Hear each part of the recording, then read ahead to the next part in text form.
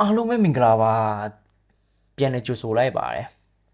ဒီနေ့ကတော့ Python ရဲ့ number နဲ့ mathematics သင်ရှားဆိုင်ရာ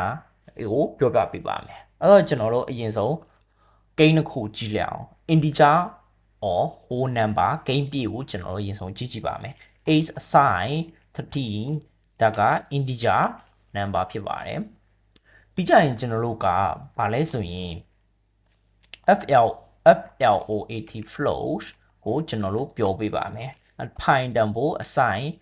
ဒါဆိုရင် float ဒသမကိန်းတွေပါဒီမှာတော့ variable name ကကျွန်တော်တို့ကqueue size ရမလို့ပဲねတန်ဖိုးတွေကိုကြည့်ပြီးတော့ကျွန်တော်တို့က float လား integer လားဆိုတာခွဲခြားတာပါဒီ hash နဲ့ရေးထားတဲ့ဟာကဘာလဲဆိုတော့ command ဖြစ်ပါတယ် mesh ပါကျွန်တော်တို့ mesh ကိုဘာကြောင့်တုံးရလဲဆိုရင်ကျွန်တော်တို့ code တွေကိုပြန်ဖတ်တဲ့ခါကျရင်လွယ်ကူစေအောင်ပြီးကြရင် code တွေကိုရှင်းလင်းချက်တွေကိုရေးထားတယ်ပြီးကြရင် code တွေကိုပြန်လေ့လာတဲ့ခါကျရင်လွယ်ကူအောင်လို့ကျွန်တော်တို့ mesh တွေကိုအသုံးပြုပါတယ်ဒီ hash သင်္ကေတတွေက Python မှာဘယ်လိုလုပ်လဲပေါ့ဒီကောင်က Python က program run လိုက်တဲ့အချိန်မှာဒီ program run လိုက်တဲ့အချိန်မှာဒီဥစ္စာက code တွေကို ignore လုပ်ပေးပါတယ်လစ်လူရှုပေးရပေါ့ဒီ hashes နဲ့ရေးထားတဲ့ code တွေကို hash နဲ့ရေးထားတဲ့စာသားတွေကိုကျွန်တော်တို့က ignore လုပ်ပေးပါတယ်လစ်လူရှုပြီးတော့ run ပေးပါတယ်အဲ့ဆို mathematical operation တွေကိုကျွန်တော်တို့ကတွားပြီးကြည့်လိုက်အောင်အဲ့ဆိုဒီမှာဆိုရင်ကျွန်တော်တခုသတိပေးရှင်တဲ့ဟာကြတော့ကျွန်တော်တို့ဒီလိုကတ်ပြီးတော့မရေးပါနဲ့ကြည့်လို့လည်းမလာပါဘူးစောက်ထဲမှာဆိုရင်လည်းကတ်မရေးပါဘူးနည်းနည်းခွာရေးပါတယ်ဒီလိုခွာပြီးတော့ရေးပါကျွန်တော်ခွာရေးထားပါတယ်အကုန်လုံး okay 1 plus 3 into 4 division minus 2 okay division 2 minus 2 okay အဲ့ကြတော့ကျွန်တော်တို့က PEMATS patch ကိုကျွန်တော်တို့ကလိုက်နာဖို့လိုအပ်ပါတယ်ကျွန်တော်တို့ကအဲ့ဆိုတော့ကျွန်တော်က parenthesis export နဲ့ multiplication division addition subtraction ကိုကျွန်တော်တို့လိုက်နာဖို့လိုအပ်ပါတယ်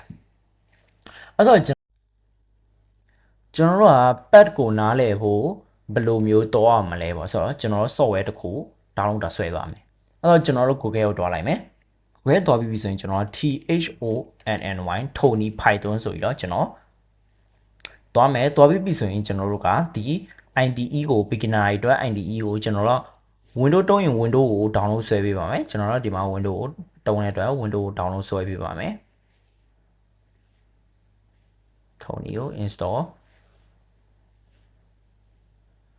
ဖွင့်လိုက်ပါမယ်ပြီးရင်ကျွန်တော်တို့ကဒါအောင် download ဆွဲပြန်တယ် niche accept the agreement တဘောတူညီပါတယ် create a socket ဆိုပြီးတော့ကျွန်တော် install လုပ်ပါမယ်ဒါအောင်ခဏဆောင်ပေးပါ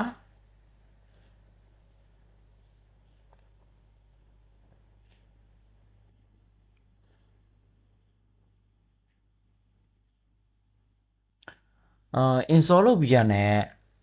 Tony ဆိုပြီးတော့ခြာလိုက်ပါမယ်ဒီ search မှာ Tony ဆိုပြီးတော့ရှာလိုက်ပါမယ်ဖွင့်လိုက်ပါမယ်ဒီ program အဲ့ဆိုရင်ကျွန်တော်တို့က file ကိုတွားမယ် file ကိုတွားပြီးဆို new နှိပ်မယ် new နှိပ်ပြီးဆိုရင်ဒီ code ကိုကူးလာခဲ့ပါမယ်ကြည့်လို့မလားဖြစ်နေတာအဲ့ဆို print multiple operation ဆိုပြီးတော့ကျွန်တော်လုပ်ကြအောင်ဒီမှာပြောရှင်တဲ့ဟာဆိုတော့ကျွန်တော်တို့အရင်ဆုံး file ကို save လိုက်ပါမယ်တနေရာမှာ save ရပါမယ်အဲ့တော့ file type ကဘာလဲဆိုတော့ text ဆိုပြီးတော့ကျွန်တော်တို့ပဲရေးလိုက်ပါမယ် file name က ts text save tabs.py ဆိုပြီးတော့ save လိုက်ပါမယ် save ပြီးပြီဆိုရင်ကျွန်တော်တို့ကဒီဥစ္စာကိုဒီအကောင့်လေးကိုကျွန်တော်တို့လာလုပ်ပါမယ် debug လုပ်ကြည့်ပါမယ် debug ဆိုရင်ကျွန်တော်တို့ကဒီမှာဆိုရင် debugging ဝင်နေပါပြီကျွန်တော်တို့က /intro ကိုကျွန်တော်နှိပ်ပါမယ် F7 ကိုနှိပ်လဲရပါတယ်ဟုတ်ပါ F7 နှိပ်လိုက်ပါမယ်အဲ့ဆိုရင် तू ဘယ်ဥစ္စာအရင်ဆုံးလုပ်မလဲဆိုတာ तू ပြပြမယ်အဲ့ဆိုတော့ तू အမြောက်အရင်ဆုံးလုပ်မလဲဆိုတာ तू တုံးလေးဒီစနစ်အမြောက်လုပ်ပါမယ်မြောက်လုပ်ပြီးစားမယ်6ပြီးဆိုရင်ပေါင်းမယ်9ပေါင်းပြီးနှုတ်မယ်9အဲ့ဆိုတော့အဖြေက 5ထွက်ပါမယ်ဒီမှာโอเคပါဒီမှာဆိုရင် Python program တွေကိုနားမလည်တဲ့ခါကျရင် debug တဆင့်ချင်းစီလှုပ်သွားလို့ရတယ်ဆိုတာဒီ program လေးနဲ့လှုပ်သွားလို့ရဆိုတာပြပေးတာပါကျွန်တော်တို့ဒီရင်ဆုံးဒါမှကြည့်ကြည့်အောင်တုံးလေးလီစနစ်ဆိုတော့အမြောက်ကိုအရင်ဆုံးမြောက်မယ်စနစ်ပြီးပြန်စားရမယ်စနစ်ဆို6နဲ့1နဲ့ပေါင်း9နဲ့2နဲ့နှုတ်5အဖြေက9ရပါမယ်ဆိုတော့ကျွန်တော်တို့ print ထုတ်ကြည့်အောင်တော့ print ထုတ်ကြည့်တဲ့အခါမှာကျွန်တော်တို့က right click ထောက် run လုပ်ပြီးပြီဆိုရင်ကျွန်တော် 5.0 okay ဒီမှာတခုတည်းထားမှာကျွန်တော်တို့ division ကိုတုံးတဲ့အခါဆိုရင် Python မှာ division ကိုတုံးတဲ့အခါကျရင် float number ပြောင်းသွားပါတယ် float number ပဲရပါတယ်တန်ဖိုးကရလက်က float number ပဲရပါတယ်ဆိုတော့ကျွန်တော်တစ်ချက်ကြည့်ကြအောင်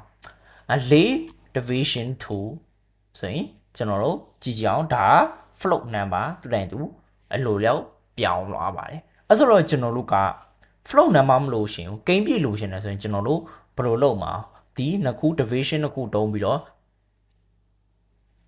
ကျွန်တော်တို့ run လိုက်တာဆိုရင်ကျွန်တော်တို့ကနံပါတ်1ရပါတယ်ဒီကောင်က exactly division ပေါ့အတိအကျကျွန်တော်တို့ကရချင်တာပေါ့ okay အဲ့ဒါကျွန်တော်တို့ကြည့်ကြည့်အောင် shift division 3ဆိုပြီးတော့ကျွန်တော်တို့လုပ်ကြည့်ကြအောင်ဒီမှာလေ2.6 ရပါတယ် okay အဲ့ဆိုရင်ကျွန်တော်တို့က integer division လုပ်ကြည့်မယ် integer division division အဲ့တော့ exactly division 3ဆိုပြီးတော့ကျွန်တော် run ကြည့်မယ် integer ဖြစ်အောင်เนาะအဲ့တော့ကျွန်တော် run ကြည့်လိုက်တဲ့မှာ2ရပါတယ်တခုတတိထားမှာကျွန်တော်တို့ကဒီဒရမကိန်းတွေကိုဖျက်ယူလိုက်တာမဟုတ်ပါဘူး round လုပ်လိုက်တာမဟုတ်ပါဘူးလစ် view မဆိုင်ပဲနဲ့ဖျက်ထုတ်ပလိုက်တာပါအဲ့ဆိုတော့နံပါတ်2ရတာဆို view မဆိုင်ပဲနဲ့ဖျက်ထုတ်လိုက်ပါကျွန်တော်တို့နောက်ပိုင်းတွက်ချက်မှုတွေမှာဆိုရင်တတိထားပါမယ်ကျွန်တော်တို့ exactly division ကိုသုံးတဲ့ခါမှာဆိုရင်ကိန်းပြပဲရမှာပါဒရမကိန်းတွေကို view မဆိုင်ပဲနဲ့ဖျက်ထုတ်ပလိုက်တာပါ round လုပ်လိုက်တာမဟုတ်ပါဘူးဒါကို view ဆိုင်ဖို့လိုအပ်ပါတယ်ကြည့်ရှုပေးတဲ့အတွက်ကျေးဇူးတင်ပါတယ်နောက်ဗီဒီယိုမှာဆက်တွေ့ရအောင်